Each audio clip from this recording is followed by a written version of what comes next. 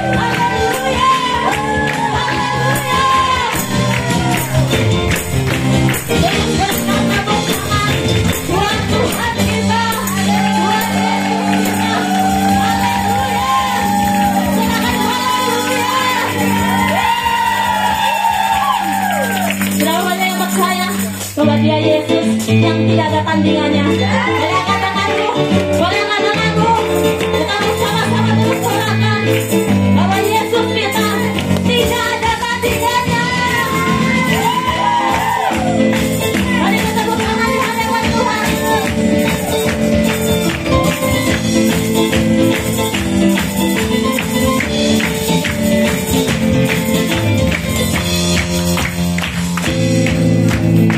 Kau bandingkan kekuatannya yang heran.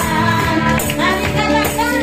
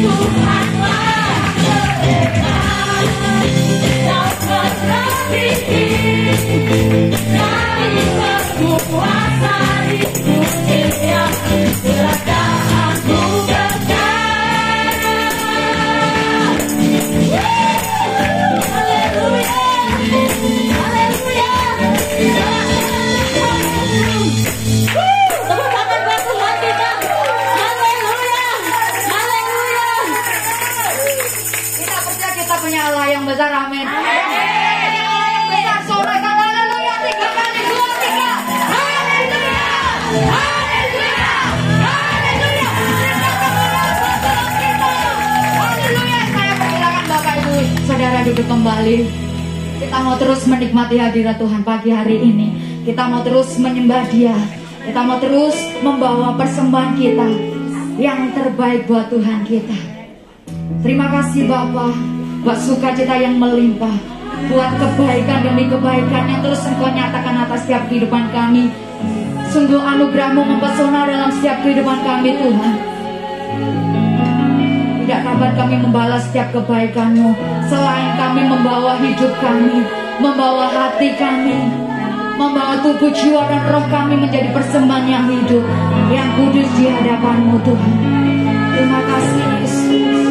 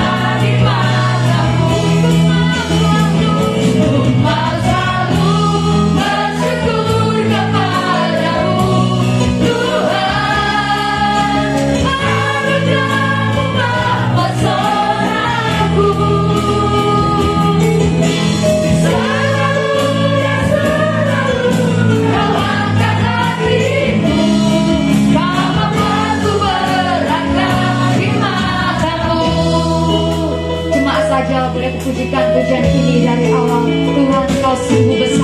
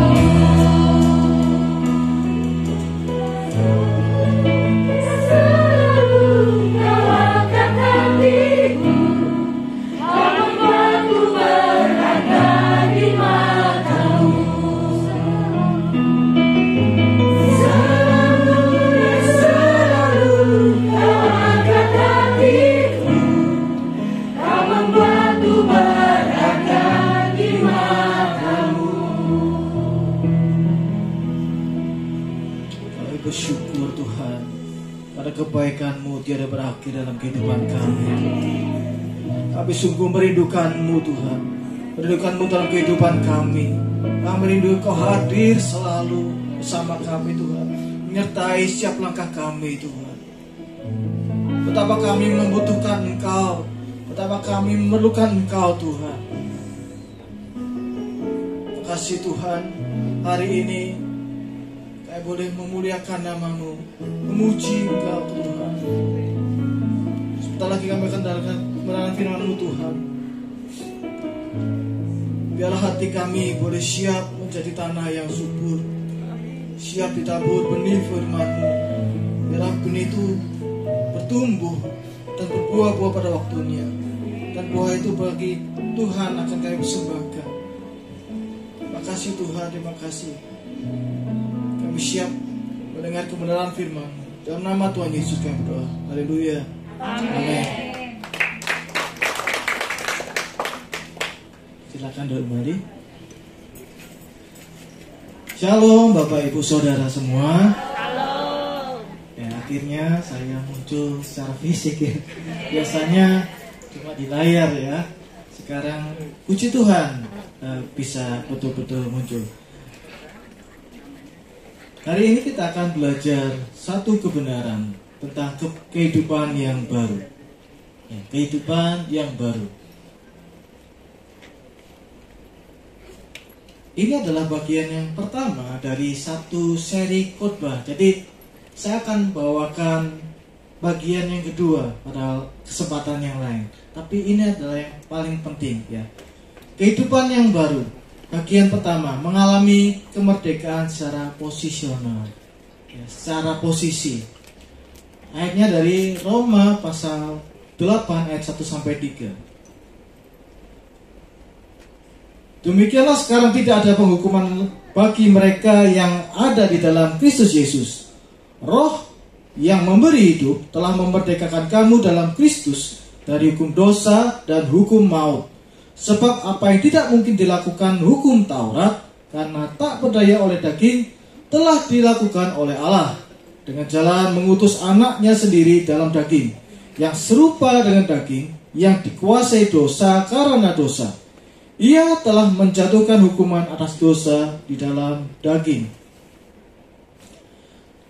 Saya percaya Bapak Ibu Saudara sudah mendengar ayat ini berkali-kali ya. Ada lebih dari 5 kali? Lebih pasti. Ada lebih dari 10 kali? Pasti lebih ya. Saya ingat-ingat baca ayat ini berkali-kali, dari kecil sampai remaja sampai dewasa berkali-kali ya. Tetapi bagi kita semua yang haus dan lapar akan firman Tuhan, kita akan dipuaskan. Tetapi kalau kita nggak lapar dan haus, baca ayat ini ya baca ayat ini lagi ya. Judulnya ya seputaran ini lagi. Kita nggak akan dipuaskan. Kalau kita tidak butuh, ya, kita tidak akan dikenyangkan. Tidak mungkin seorang diberi makanan, kalau dia nggak lapar, dia menjadi senang dengan makanan itu, dia nggak akan puas. Ya. Nah, sekarang bagaimana dengan kita? Saya berharap kita semua punya kerinduan yang baru setiap waktu. Amin. Ya. Saya baca ayat ini berkali-kali, saya temukan sesuatu yang baru. Saya bawakan bacaan ini ayat 1-3 dalam khotbah. Ketika saya mau berkhotbah lagi, saya temukan kebenaran yang baru lagi. Semakin lama semakin banyak. Harusnya seperti itu ya. Jadi nggak pernah bosan. Hanya orang-orang yang tidak butuh Tuhan, nah itu akan bosan ya. Sekali lagi, ini adalah pendahuluan ya dari 2 bagian yang akan saya bawakan. Roma 8 ayat 1-11 adalah bacaan yang sangat penting dalam kehidupan memahami keselamatan orang percaya. Ya, sekali lagi, Roma 8 ayat 1-11 adalah bacaan yang sangat penting dalam memahami keselamatan orang percaya. Jadi ada 2 bagian. Bagian yang pertama adalah Roma 8 ayat 1-3 ini, dan yang kedua adalah bagian kedua dari Roma 8 ayat 4-11. Roma 8 ayat 1-3 ini berhubungan dengan pembenaran dan pengudusan yang secara posisional, secara posisi. Di situ ada tanda-tandanya. Dan Roma 8 ayat 4-11 membahas pembenaran dan pengudusan secara pengalaman atau keserupaan dengan Kristus. Itu bersifat imperatif, perintah, ya. Mari kita masuk bagian yang pertama dari kehidupan yang baru. Permulaan yang baru. Demikianlah sekarang tidak ada penghukuman bagi mereka yang ada di dalam Kristus Yesus. Jadi Rasul Paulus membuka ayat ini dengan demikianlah sekarang. Nah, demikian sekarang itu satu pembukaan. Kalau kita pahami di sini, itu berasal dari Roma pasal 3 ayat 21 sampai Roma 7 ayat 25. Bacaan yang sangat panjang, ya. Roma 3 ayat 21 itu berbicara mengenai dibenarkan melalui iman, ya. Semua itu kemudian berujung kepada bagian ini, ya. Demikian sekarang di dalam keselamatan ada pembenaran dan pengudusan yang berlangsung secara objektif. Nah, kok lu ngeci apa itu pembenaran dan pengudusan secara objektif?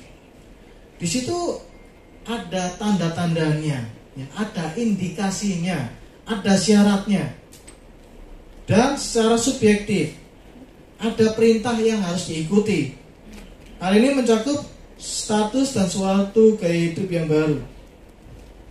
Ada kata tidak ada penghukuman. Tidak ada penghukuman ini adalah suatu keadaan yang khusus. Yang pertama, bagi mereka yang ada dalam Kristus, ya. Tidak ada penghukuman. Kembali lagi. Tidak ada penghukuman berlaku bagi siapa? Yang pertama, bagi mereka yang ada di dalam Kristus. Roma 8 ayat 1-3 yang kita baca ini. Ini adalah ada syarat. Jadi untuk tidak dapat penghukuman itu hanya satu caranya, yaitu hanya dalam Kristus. Yang ada di luar Kristus akan dihukum. Anda baik, Anda tidak baik di luar Kristus akan dihukum, dan hukumannya adalah hukuman selama-lamanya. Nah, ada dua sisi keselamatan dalam perjanjian baru. Yang pertama adalah keselamatan adalah suatu anugerah cuma-cuma dalam Kristus. Jadi keselamatannya cuma-cuma, kita memperolehnya cuma-cuma. Kita tidak membayar apapun, tetapi Kristus yang membayar. Kita sudah belajar itu di dalam Jumat Agung Paskah, ya. Tetapi posisinya adalah harus ada di dalam Kristus. Ini ada tanda. Yang kedua, secara subjektif ada perintah. Mereka yang berjalan menurut Roh Kudus, ya, harus berjalan dalam Roh Kudus. Tanpa Roh Kudus gak akan bisa menjalankan perintahnya. Nah, keselamatan ini harus direspons dengan gaya hidup yang bersifat perjanjian atau covenant yang baru. Dari sini kita harus pahami bahwa mengikut Kristus itu ada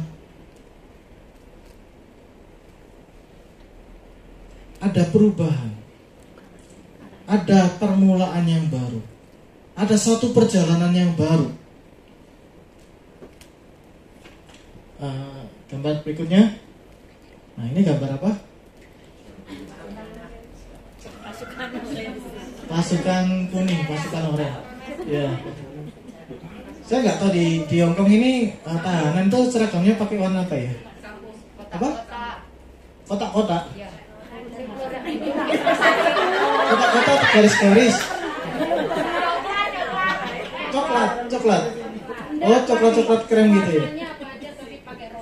Oh, pakai rompi. Oh. Ini pemadam bakaran. Pemadam kebakaran. Kalau di Indonesia itu pakai apapun rompi oranye tuh berarti tahanan gitu ya. Ya, ini adalah gambaran ada tulisan prisoner, ya, tahanan. Jadi ini ceritanya adalah orang-orang yang sedang antri. Sedang antri ini bisa dua hal, ya. Ada dua hal. Yang pertama adalah mereka seharusnya dihukum. Jadi ini mungkin antrian menuju hukuman mati. Zaman sekarang nggak banyak ya hukuman mati. Tapi zaman dulu sering ada hukuman mati. Di Indonesia itu untuk dihukum mati itu susah sekali. Orang teroris yang membunuh banyak orang itu sampai bertahun-tahun sudah dipenjara sampai tua, dia nggak dihukum mati. Ya. Terus apa namanya? Oh ini apa ini ya? Setrum. Ya, zaman dulu di Amerika Serikat itu ada beberapa negara bagian yang menerapkan hukuman mati dengan cara orangnya diikat ya, diikat, nggak bisa gerak, kemudian disetrum ya. Nah setrumnya itu nggak langsung gosong ya, agak lama, tersiksa dulu. Orang yang tersengat listrik itu semua cairan tubuhnya itu akan menjadi konduktor ya. Jadi menyalurkan listrik di dalam dirinya sendiri. Ya, orang itu kemudian akan mati gosong. Nah, ini sudah dihapus. Zaman sekarang sudah nggak ada lagi hukuman model seperti ini. Mungkin sekarang hukumannya disuntik ya, suntik kimia, meninggal. Kemudian ada yang beberapa negara dihukum tembak ya. Ada yang digantung. Di negara-negara Timur Tengah dihukum gantung. Nah, apa yang terjadi ketika kita mengikuti permulaan yang baru? Demikianlah sekarang tidak ada lagi penghukuman bagi mereka yang ada dalam Kristus Yesus. Yang pertama, kita tidak jadi dihukum, ya. Kita ini harusnya jadi orang yang dihukum. Semua keturunan Adam itu memiliki dosa asal. Ya kita tahu ya, seorang anak yang tidak perlu diajarkan berbuat kejahatan, dia akan bisa berbuat kejahatan sendiri. Itu adalah natur manusia memang berdosa. Dan kemudian ditambah kita juga akan melakukan dosa-dosa sendiri ya. Nah, kalau kita baca tadi, demikianlah tidak ada penghukuman bagi mereka dalam Kristus. Kata penghukuman ini Yunaninya kata krima, itu berarti penghukuman yang mengikuti suatu keputusan hukum pidana. Ini sebetulnya jarang muncul, tapi jelas-jelas digunakan oleh Rasul Paulus untuk menyebutkan bahwa kita ini semua manusia itu harusnya dihukum. Tetapi tidak ada penghukuman bagi mereka yang ada dalam Kristus Yesus. Nah sekarang posisi kita, yakinkah kita posisi kita ada di dalam Kristus Yesus? Amin. Apakah dengan menjadi Kristen kita sudah ada dalam Kristus? Belum tentu. Loh, gimana sih? Saudara belum? Sudah? Ragu-ragu ya? Kita harus yakin ya. Kita harus yakin. Ayo kita harus bikin kesepakatan. Sekali kita percaya kepada Kristus, kita sudah ada di dalam Kristus. Ya. Harus percaya. Harus percaya ya. Memang dibahas nanti di bagian berikutnya. Daging itu lemah. Ya. Tapi roh itu penurut. Yang membuat kita itu selalu terikat di dalam Kristus itu adalah roh kita yang terikat dengan Roh Kudus. Ya harus sepakat ya, harus percaya. Kita semua ada di dalam Kristus. Ya. Nah, kemudian istilah ini dipakai Paulus juga untuk mencerminkan kutukan akibat ketidaktaatan dalam Ulangan 27 ayat 26. Jadi di dalam Ulangan 27 itu ada berbicara tentang hukum Taurat dan macam-macam. Bagi mereka yang tidak melakukannya, tidak mentaatinya, mereka hidup di dalam kutuk. Kutuk inilah yang kemudian berjalan terus, karena tidak ada seorang pun yang bisa bisa luput dari kutuk itu.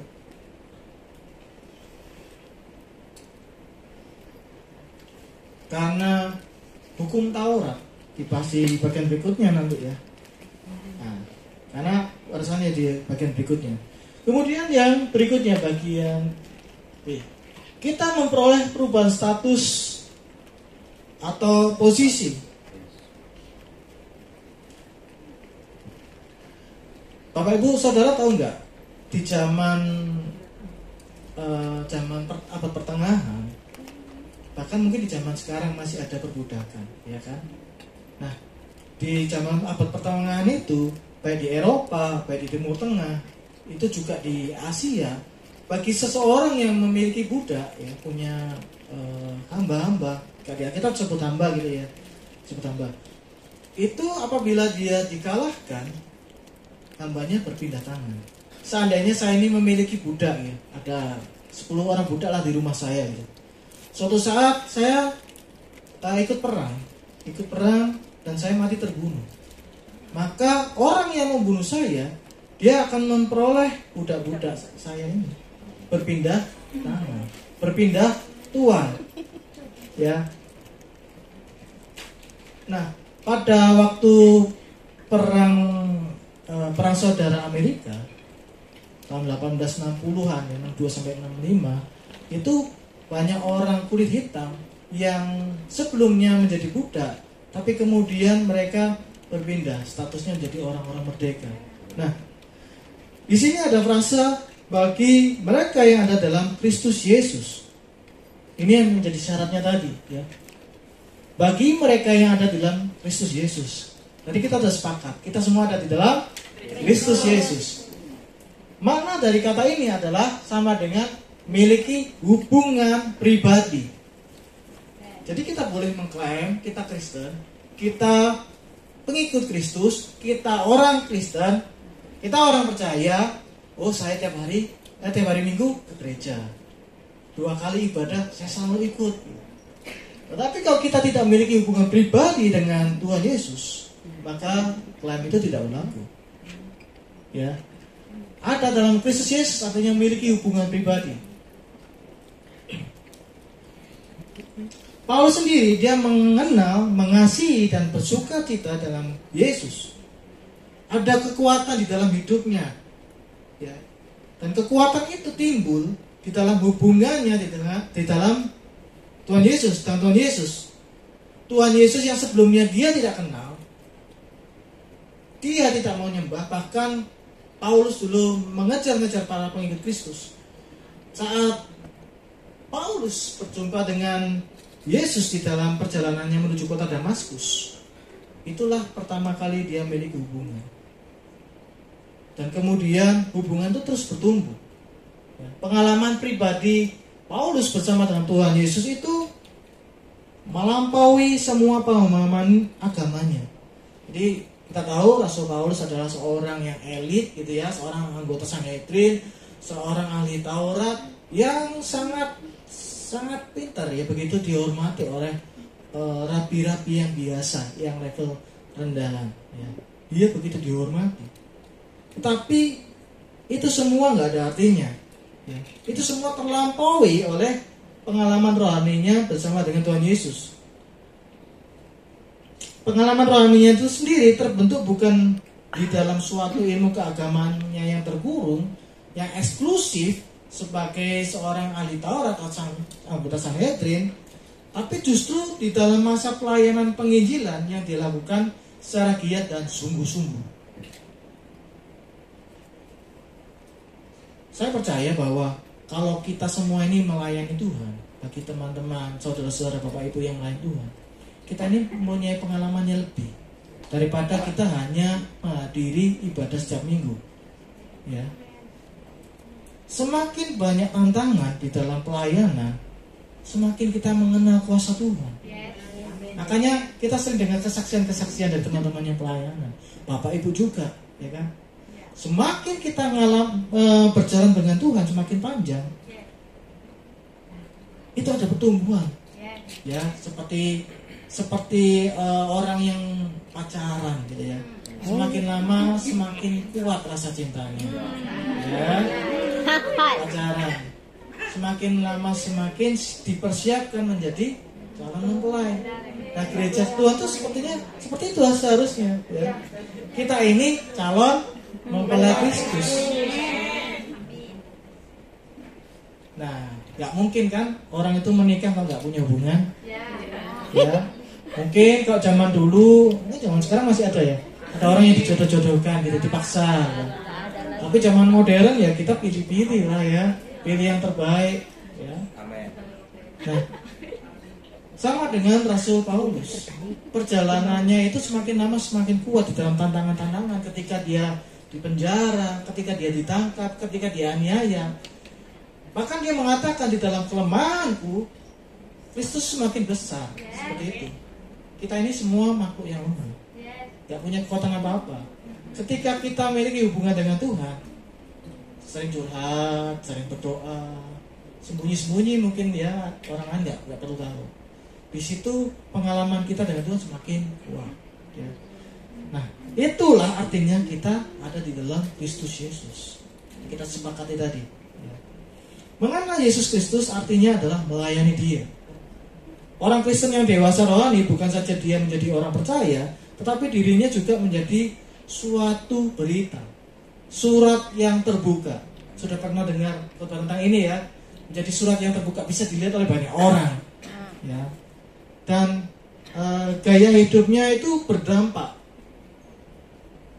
Bulan ini kita memasuki tema kehidupan yang berdampak. Menjadi orang Kristen yang memiliki impact di lingkungan kita. Nah, ini saatnya kita menjelaskan ini kepada orang yang belum mengenal Tuhan atau sudah menjadi Kristen tapi belum sungguh-sungguh. Bagian yang pertama ini yang paling penting. Kita share. Apa tadi perubahan posisi? Posisi kita sebagai milik Kristus harus bisa dilihat dan dirasakan oleh banyak orang, dan kehidupan kita harus bisa menjadi berkat. Ya. Sudah pasti ada perubahan, peralihan posisi dari hamba dosa menjadi hamba Kristus. Jadi dari hamba kegelapan yang terbelenggu menjadi orang-orang yang merdeka. Amin. Menjadi hamba Kristus itu bukan berarti tapi si perbudak orang ini diperbudak orang lain, enggak ya. Kita menjadi orang-orang yang merdeka. Tetapi kita melayani Dia. Ini bagian yang pertama, permulaan yang baru. Bagian yang kedua, konsekuensi yang kontras.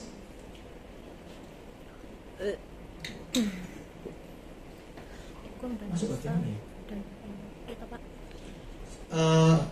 Roma 8 ayat 2.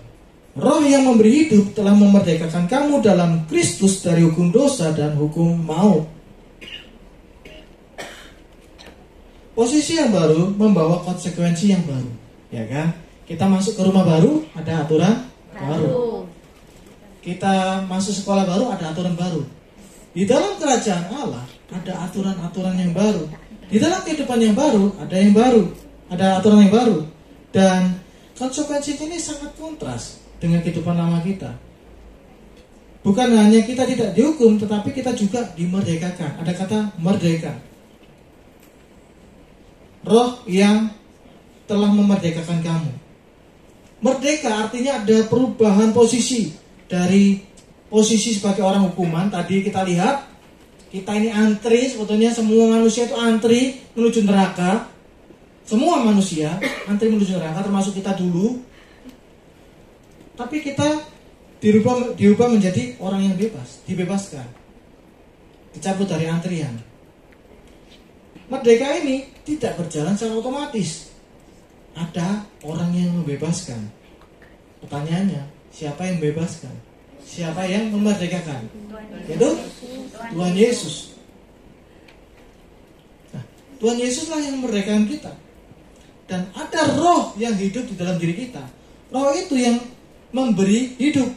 Bukan hanya memberi hidup yang baru, yaitu membuat kita mengalami kelahiran yang baru, tetapi Roh Kudus juga memerdekakan kita yang berada di dalam Kristus Yesus. Sekali lagi, yang berada dalam Kristus Yesus. Kata-katanya diulang karena menjadi syarat ya. Dimerdekakan dari kuasa hukum dosa dan hukum maut.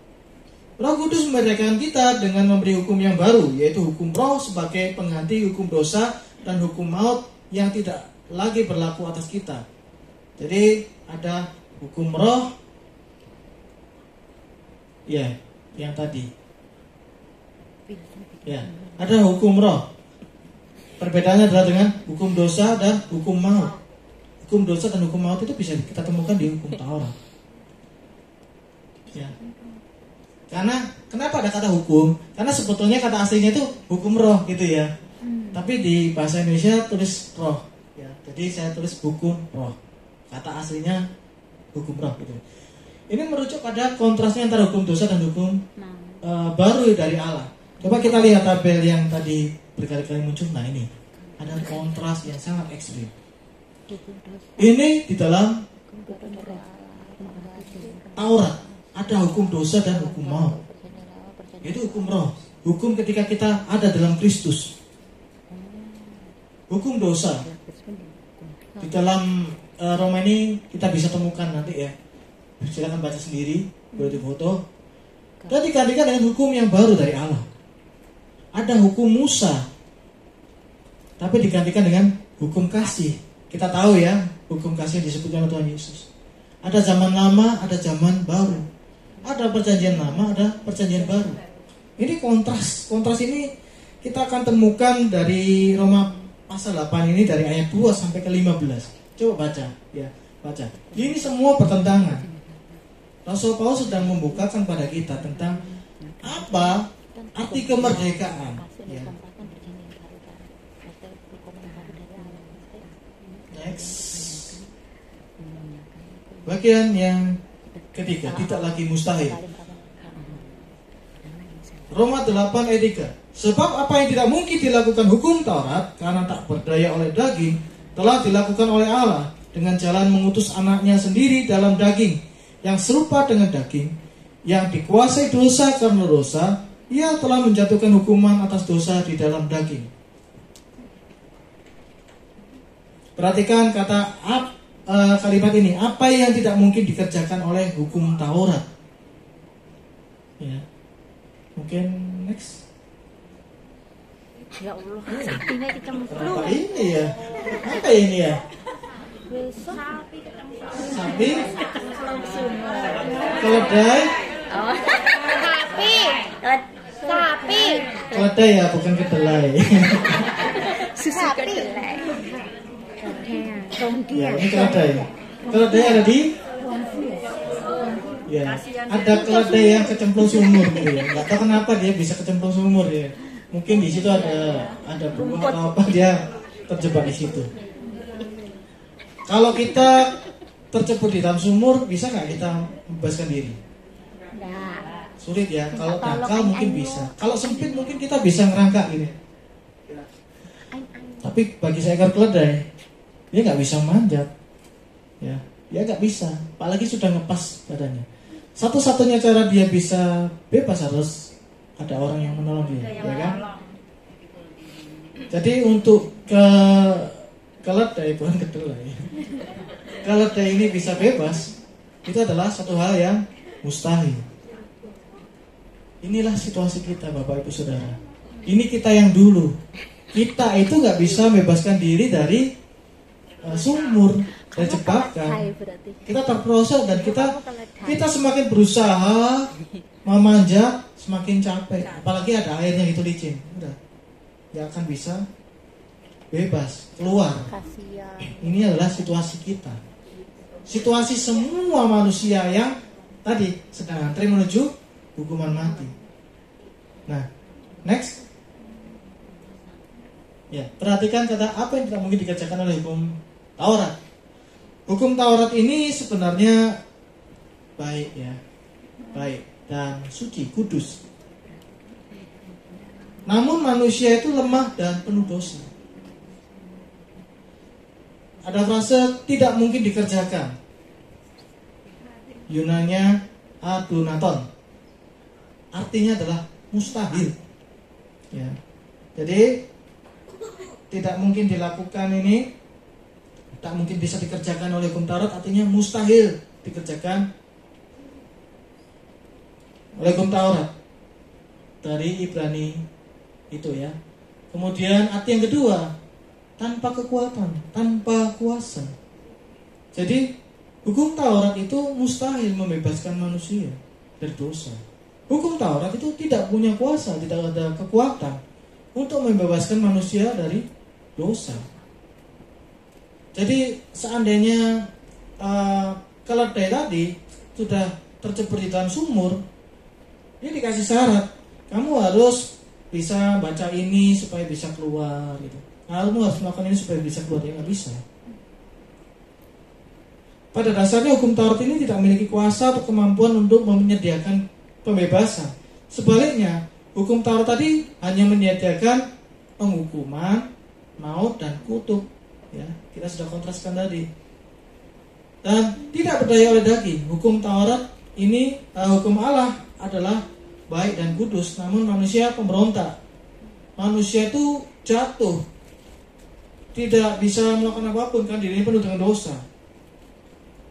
Tidak bisa memenuhi persyaratan. Kita sudah tahu ada berapa banyak hukum Taurat secara lisan? Depan. Hukum Taurat ada berapa? 10 perintah Allah. Terus ditambah-tambah dengan hukum-hukum yang diberikan oleh para ahli Taurat. Hukum lisan itu ada berapa? 600? Belum.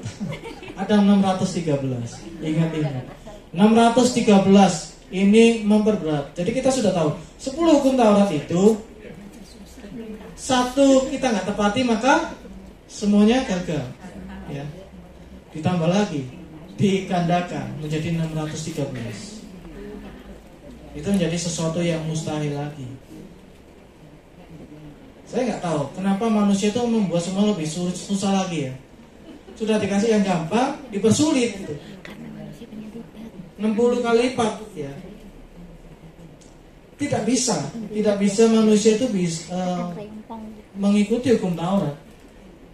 Nah, Rasul Paulus itu menekankan konsekuensi dari kejatuhan manusia adalah dosa. Jadi kalau kita baca Kejadian 3, Adam jatuh ke dalam dosa, itu adalah suatu kemustahilan manusia bisa bebas. Kemudian Allah mengutus anaknya sendiri.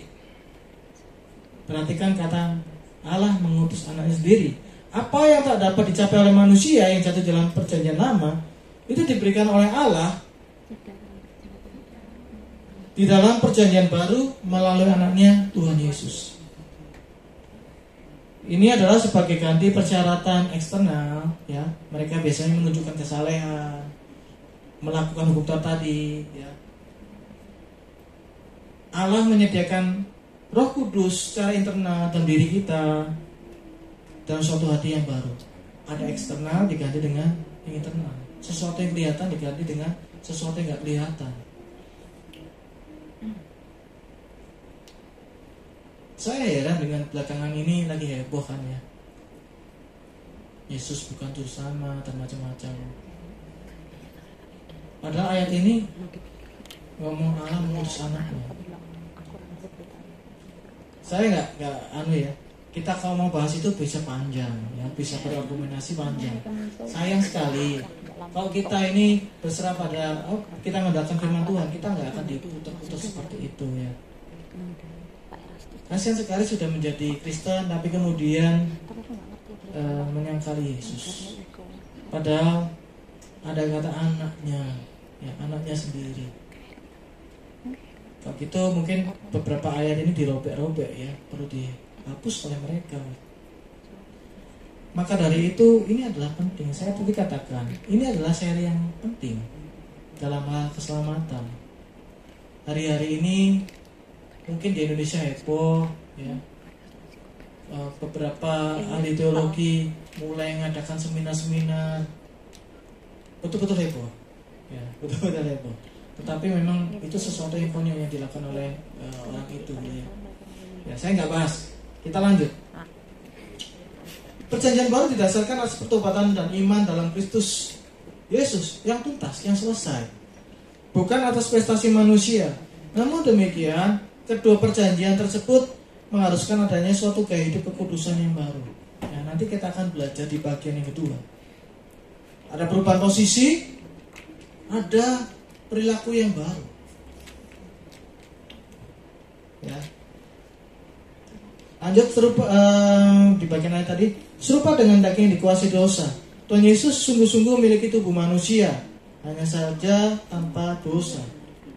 Ia dicobai oleh iblis, oleh orang-orang dan macam-macam pihak yang berusaha menjatuhkan dia, tapi dia tidak pernah jatuh dan dia tidak pernah berdosa. Sebagai suatu persembahan karena dosa manusia, Yesus datang lahir untuk mati. Hari Natal kita merayakan hari kelahiran, tapi kelahiran untuk hukum mati, menggantikan kita. Ketidakberdosaan Yesus yang tidak bercacat celah itu menjadi suatu persembahan sebagai pengganti dosa. Dan Allah telah menjatuhkan hukuman atas dosa di dalam daging, yaitu di dalam Yesus. Kematian Yesus adalah untuk mengatasi masalah dosa yang diturunkan oleh Adam kepada turunannya. Ya, sekali untuk selama-lamanya selesai masalah itu. Tetapi ada konsekuensi. Ya, ada konsekuensi untuk hidup di dalam Tuhan.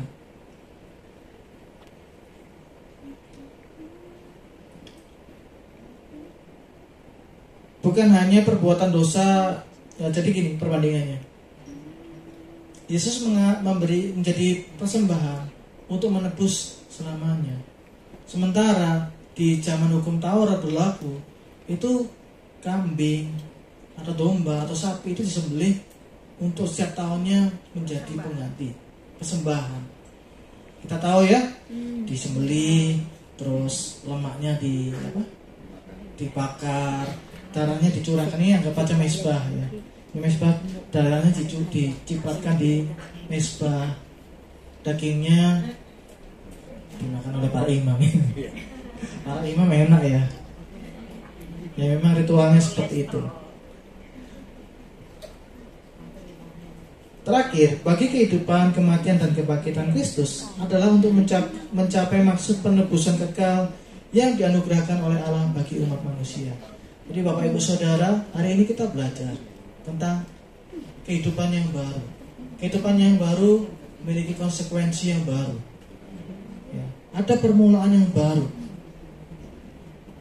Ada perubahan posisi dari orang yang harusnya dihukum mati menjadi orang yang dibebaskan. Tidak jadi dihukum, diselamatkan. Mungkin gak bisa dibuat filmnya, hampir dipenggal, tapi selamat. Itulah kita yang sekarang ada di ruangan ini. Kita masih hidup. Hanya orang yang kurang beruntung di luar sana. Sementara mereka masih bersenang-senang, atau ya mungkin sedih, tiba-tiba meninggal tanpa pernah mengenal Kristus. Kita yang hari ini hadir di ruangan ini, kita masih bersyukur.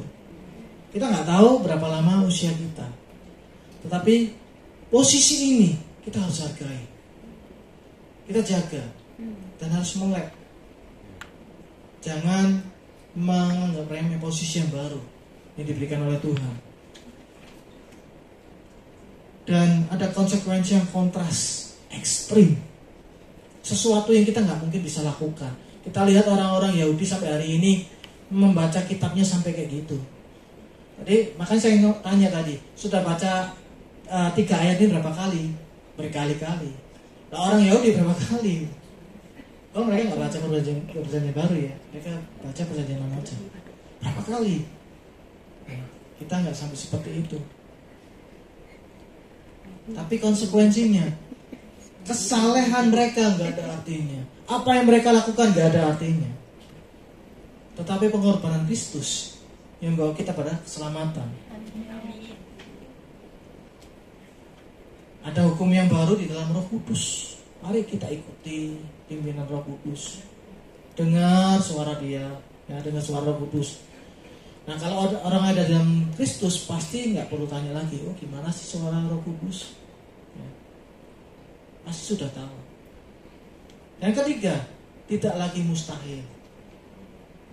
Kita tidak selamat karena kekuatan kita sendiri, tapi karena Tuhan. Ya, bahkan hukum Taurat aja nggak bisa menyelamatkan. Tetapi keselamatan di dalam Kristus yang kuasanya melebihi semuanya, termasuk kuasa dosa dan maut, itu yang menyelamatkan kita. Biarlah apa yang saya bagikan pada pagi hari ini boleh memberkati Bapak Ibu semua. Amin. Membuat kita lebih yakin lagi, lebih bersyukur kita termasuk dalam hitungan orang-orang yang diselamatkan. Amin. Tuhan Yesus memberkati.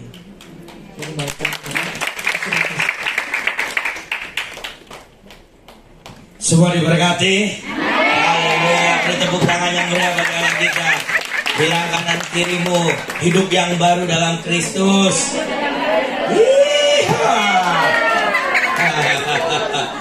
Kita bersyukur hambanya bersama-sama dengan kita Pastor Januar yang sudah menyampaikan firman Tuhan, satu pengajaran yang sangat-sangat memberkati kita semua. Bahkan kita kembali dibukakan, bahkan diberikan pengetahuan tentang firman Tuhan agar kita di hari-hari ini tidak tersesat. Gitu saudara.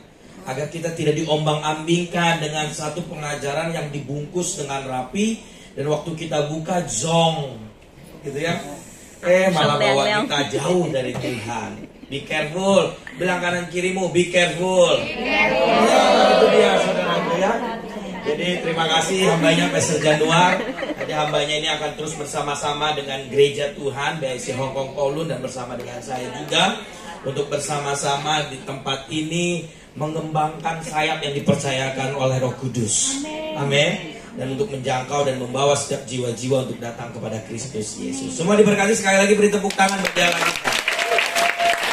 Haleluya, haleluya, haleluya. Kita bersyukur untuk hari ini kita kembali bersama-sama berkumpul di tempat ini. Semua bukan karena kuat gagah kita, tapi itu semua karena kemurahan Tuhan. Yuk kita berdoa untuk firman Tuhan dan persembahan yang akan kita berikan.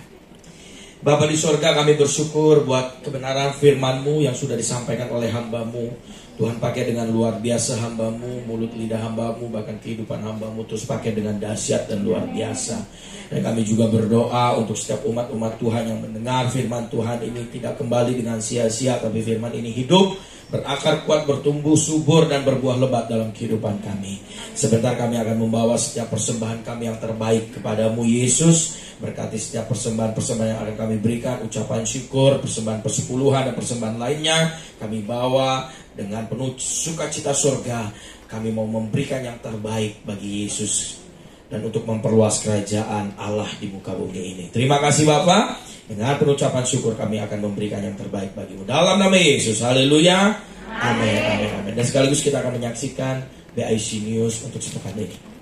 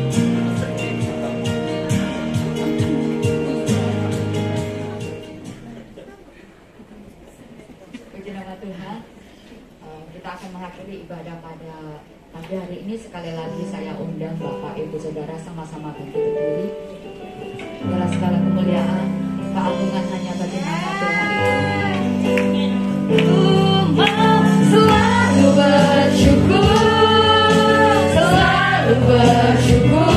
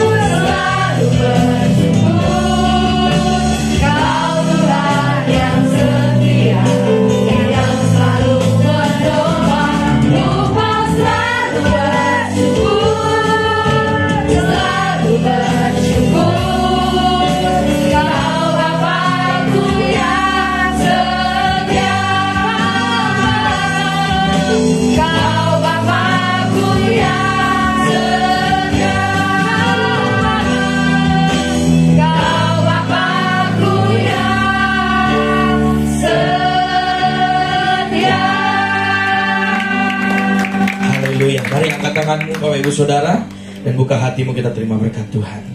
Berkat berlimpah kasih karunia damai sejahtera dari Allah Bapa di surga, di dalam anak yang tunggal Tuhan kita Yesus Kristus, serta persekutuan pengurapan yang baru dari Roh Kudus mengurapi dan memberkati kita hari ini sampai selama-lamanya. Kita semua yang diberkati di ibadah yang pertama ini, mari kita sama-sama katakan amin, amin, amin, amin. Silakan dulu Bapak Ibu Saudara. Kami terus mengundang dan menantikan kehadiran Bapak Ibu di ibadah raya minggu depan. Kita akan beribadah raya 2 kali. Ibadah raya yang pertama jam 9, yang kedua jam 10.45.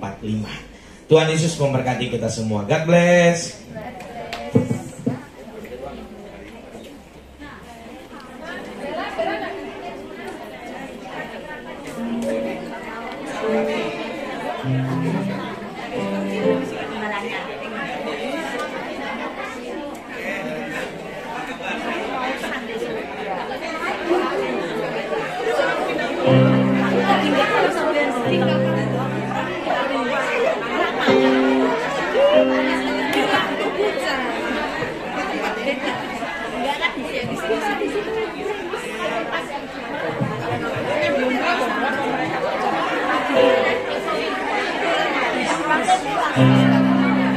Tes.